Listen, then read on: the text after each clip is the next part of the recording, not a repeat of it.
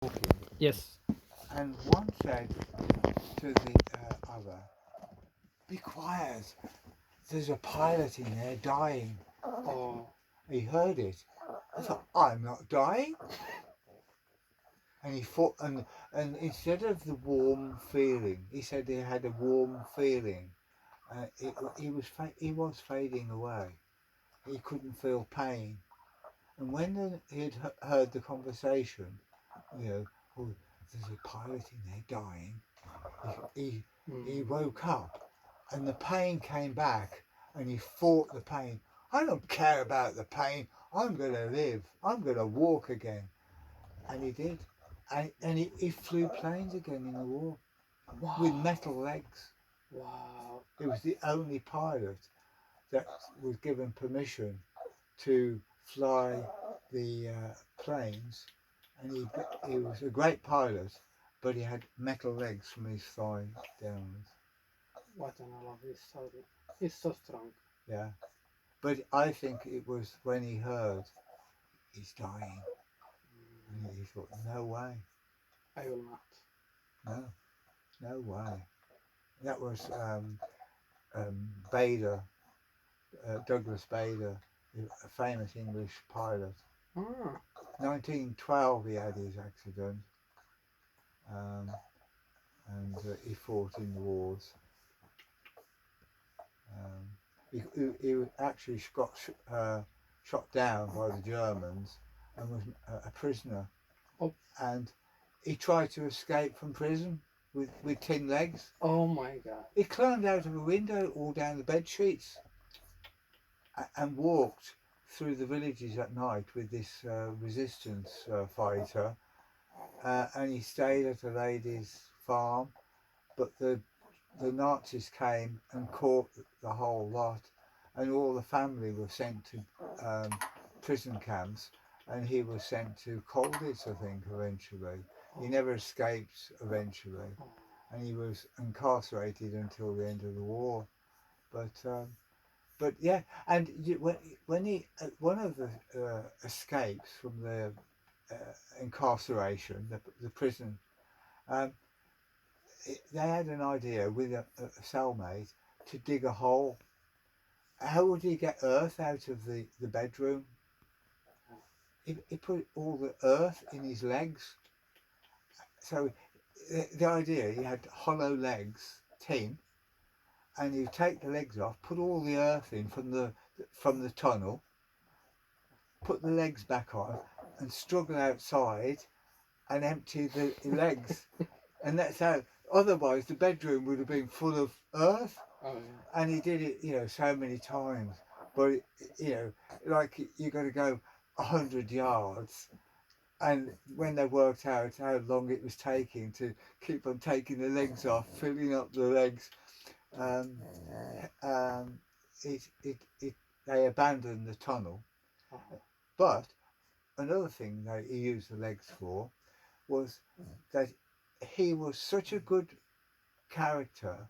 He used to charm the guards to let him go for a walk, oh. and he'd done a deal with the local people to leave food in certain places, and he put the food in his legs. And because in prison they were on starvation rations, only the smallest amount of food, but because they used to swap cigarettes with the local people, they got food for cigarettes. And because they didn't want the guards to see, he put the food in his legs and went to the prison cell and shared the food out. Oh, oh, oh, oh. What a guy! Yeah. It's one of my favourite films. Reach for the Sky, Oh, oh, oh, oh. the story of Douglas Bader. Wow. Yeah, and it was a real true story. And there's a YouTube of a TV program was called This Is Your Life. Uh, Eamon, somebody, would have a book, and they'd find out the history of that person. You went to so and so school, and then they'd say your headmaster has come to say hello, and and they said, we haven't met for 50 years, and they'd shake hands, and then they'd tell a story about his early life at school. And so you can see that to this day, the life story of Douglas Bader, Wow. tell about his family, uh, what they were up to, and all sorts of other things. Wow. It's a very fascinating program Wow. about someone's real life, a Mm. real life, not a fictional life, but a real life. He flew planes, he was brilliant at it. He encouraged all young pilots, because in our war, we had pilots, like 17, 18 eventually. At the beginning, you had all the experienced pilots who'd been doing it for a few years, but they got killed off. And then you had the new recruits, and they seemed to get younger and younger and younger. Mm. And he was a survivor of the old age, and he was like the father figure. Wow. He said, "Follow me," like he would be their leader, and he'd get them to follow him.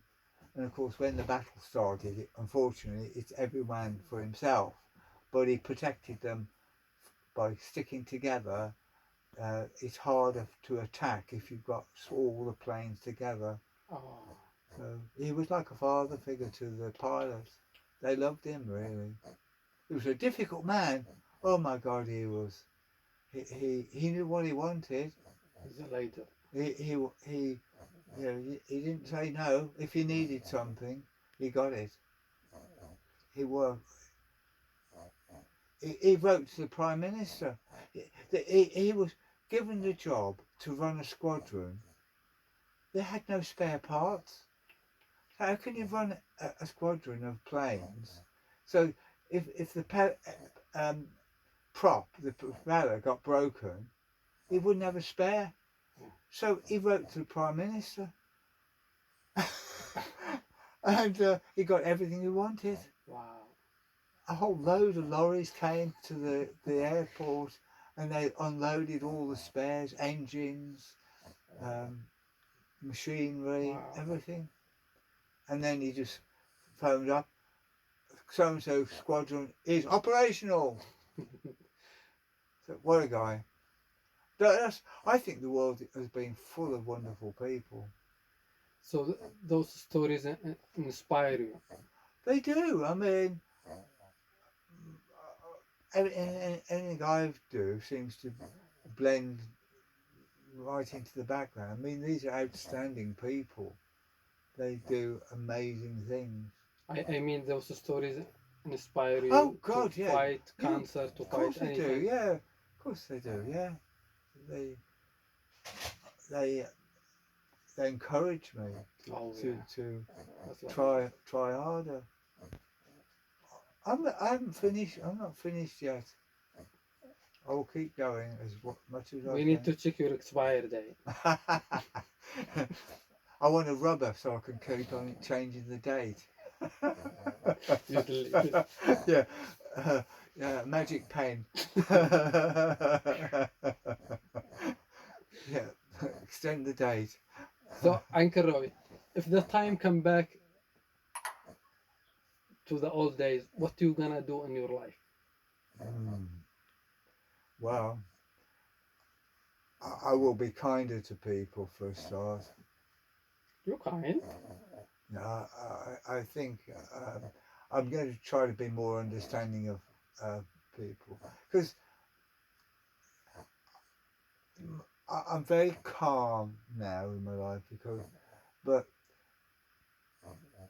when you're younger, you try so hard to fit in and be good, and I found life tough. But now I'm confident because I don't really ask a lot of people. I don't really. Like if I met a beautiful woman, I'm not trying to take her to bed. You know what I mean? When you're young, you think, "Oh, she's beautiful," Ooh, I could marry a person like that, and all the emotions and all the disappointments of things going wrong with relationships. I prefer friends now, not all that toil and trouble over trying to impress someone and be good. But so those days, so I'd love to be a bit better able to cope. I Mm. think if I was now, if I was could be made younger as I am now, I think I'd do quite well. Mm. But I was I felt as if, in my view, I felt like an idiot. I didn't know what I should say. I didn't know what I should do with people. Um, Give me example. no, you, you you're meeting someone for the first time. Um, what do you say to them? I mean, a lot of modern dating. What job have you got? What car do you have? Do you own your own house? Is it your own company? You know, you know, Come on. come on. You know, uh, I mean, you could you could say the wrong thing quite easily, and with inexperience as I was, no one taught me anything. I had to learn it all myself. Mm. Um, there was no, Doris always says everyone deserves a mentor in life, someone who will guide you. I don't think I had that in my life. I had a mum and dad who loved me and that, but my dad was an electrician, hard worker, always at work. Mum, always busy with the family. There was no one to say, oh, if you did this right or did that, you'd do better. I made all my own decisions and made a right mess of things sometimes. I learnt the hard way. It makes you tougher, but it's, the better thing is to learn from others. Ah.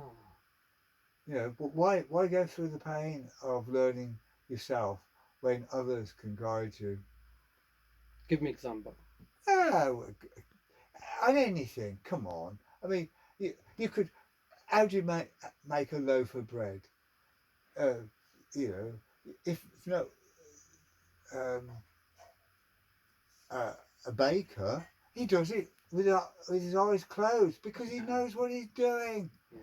If you're doing it, you got a pile of this and a pile of that.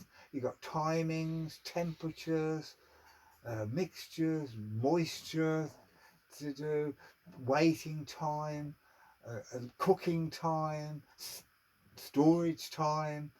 You know, uh, your first loaf is not going to be a great loaf, but when you've done it 100 times, you become the expert, don't you? So why don't you learn from the baker who can Oh. show you in 5 minutes? Yes. In fact, my brother had a job where his job was going to be what they called a floater.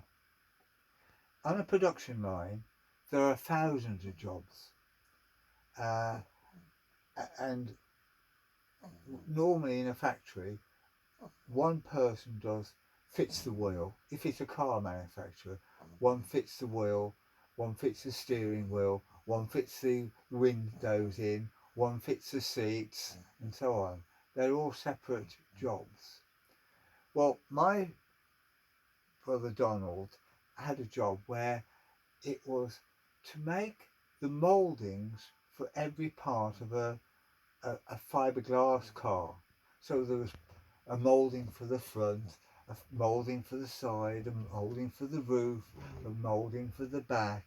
So they're all different jobs, but they were all mouldings. Mm. But he had to go round the factory learning every job. And why they need a floater? Because the production line is moving like this. All the cars are moving. If someone puts their hand up and says, I need to go to the toilet now, a floater fits in. So you need the steering wheel. So, the floater does that job while the guy has his 10-minute break or 15-minute break. and when the mower is finished with the toilet, they swap over again, and the floater becomes available for the next person, and so on. And anyway, while he was being trained how to do the moulding, it's like, imagine sheet of plastic, gooey, like glue, and you've got to push it into a mould and brush it with gel and all sorts of things, and you've got to make a perfect job of it, and then it sets and goes hard, and then you pull it off the mould and you start again. But there's different jobs all the way through the factory, or in the different parts of the car. And when he was being trained, the worker got paid extra for showing the new worker how to do it. So he, by standards, they always let the worker try to do it on their own without any instruction.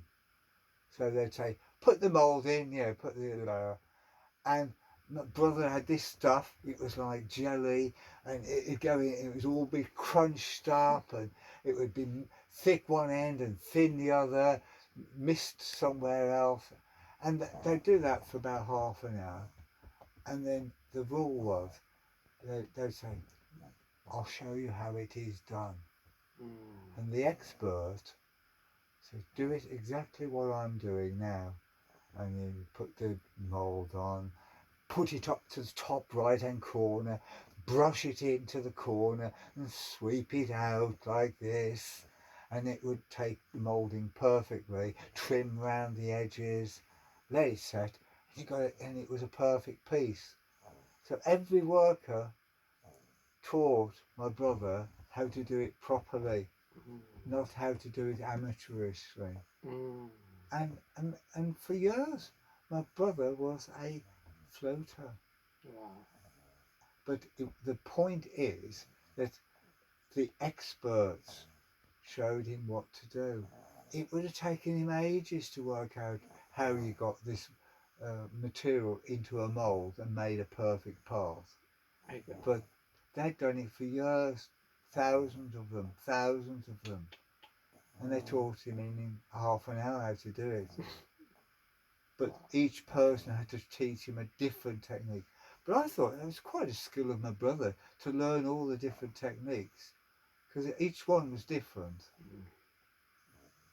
Some were harder than others. Yeah. Anyway, so learn from others. Learn from others if you can. Much easier. If they're the expert.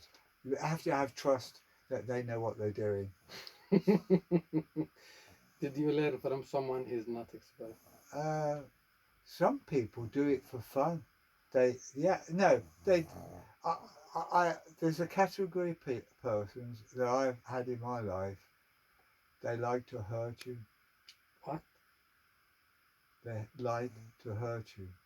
Wow. They get pleasure from hurting you. That's scary. So when you struggle, that like Trump, basically, if he makes an enemy, he doesn't want just to win. He wants to win and make them struggle. He's the biggest example of a person that I would have met in my life, but in a smaller way. It's someone who wants you to fail. I had a college course once where we had to, it was an engineering course, and you had to make things. And this student had come in late, and I was working on my own making something, and the teacher said, "Oh, can Bill come and help you?" And because Bill it wasn't his part, he was trying to make it go wrong. He was telling me all the wrong things to do. Instead of helping me, he was a hindrance. Honestly, you have to be careful. Why people do that? Why do they get pleasure from hurting people? And it's happened to me over men and women. Come on. Yeah, women. They hurt you emotionally. I used to do bell ringing, and we had a tour to go around churches trying their different bells. It's to get experience. Because at your church, you know the bells, but different churches have got, they call it the draft. It's the length of the rope is different because the bells are sometimes really high up, sometimes just above the ceiling, Mm. and there's different feel to the bells. So you go to different churches to get the experience of hard and easy bells. And it's quite known, it's a tour of bells. And two of the girls who I used to chat to every week at bell ringing practice, talking to us like I would talk to you now, they decided they weren't going to talk to me on that day. Why? From the morning to the night, I hadn't done it, honestly. If I had to put a Bible down and put my hand on the Bible and said, had I done anything wrong? I hadn't done anything wrong. Oh my God. And they talked to me the week after at the church. When I went bell ringing again, they were talking to me again. But for the day of the bell ringing, they decided not to talk to me. Wow. And I was in a shared car. I'd got my own car, and so I could have gone round on the bells, visiting the different villages in my own car. But they said, oh, it'd be too unruly with everyone going in their own car. You know, Roy, share so and so the car. It was with those two girls. So apart from the driver, he was the only one who spoke to me. What had they done? Nothing. That was in Birmingham. Yeah. Wow. Why did they do that? What was the point? They hurt you. They hurt me, yeah, because I hadn't done anything. They were mates at a normal practice and that. You know, I talked to them every week. Until today, you didn't know why they. And I still don't know. And after that, I decided that I'm not going to go to that church. And I went to a different church for bell ringing. I just abandoned them because uh, it was just so hurtful, really. I mean, okay, for instance, both girls, we used to go to the pub after bell ringing, and we all liked to have our own drinks, you know, and I always used to buy the very best nuts, you know, like cashew Yeah. nuts and things like that. And I've always got the very best ones, and I'd offer. Oh, You know, you're kind. and the young girl, you know, she liked them the most, and you know, give her the most. And she was one of the girls who was in the car who wouldn't talk to me. And the other girl, she was always kind of talking to me. And yet, that day, anyway, it's unexplainable to me. But in principle, it's another example of hurtful people. Mm. Dolores has a little saying, hurt people, hurt people. Mm. Somewhere in their life, something has made them do that. Mm. And because they've got hurt, they think by hurting someone else, it compensates. I don't know. I don't. Mm. You tell me the logic of it. I don't know.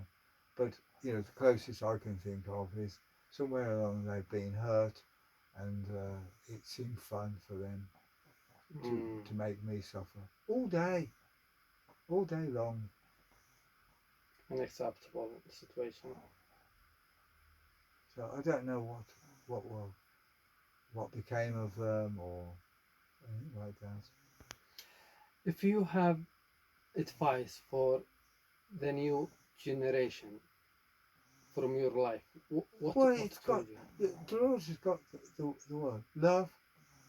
You know, love thy neighbour and love everyone, forgive people, because often they don't know what they're doing. It's no good trying to kill everybody just because they made a mistake. Often they've made a mistake. You've got to give them a bit of leeway, but be try to stand back and let the storm pass, Mm. and then take them to one side when it's a quieter moment and say, "Do you know what you did to me?" When try to explain to them what they did. Let them kind of educate them really. Some people need educating. Some Oh, people yeah. get it without any education. They just, I mean, for instance, the rules from the Bible, thou shalt not kill. I mean, I wouldn't kill anyway. I mean, you don't have to make a rule up for that. I don't even want to kill a fly these days. A little cup and a piece of cardboard, take him out, let him fly away. I don't want to Bless kill you. anything. But you don't have to write it down. You know, yeah, love thy neighbour and all that. That some of the rules, they're the ones that you should be living by anyway. If So, you, I mean, in other words, don't just fight back. Step back rather than fight back. Let the storm pass and count to 10 if you got to, instead of saying something. It's like pouring petrol on a fire. You only make it worse if you try to fight back. Because they're trying to tell you something anyway. Some in their weird way, whatever they're doing, they're trying to tell you something. They're not making a very good job of it, but they're trying to tell you something. So let it pass, and then what was the best moment with your ex-wife? The best moment.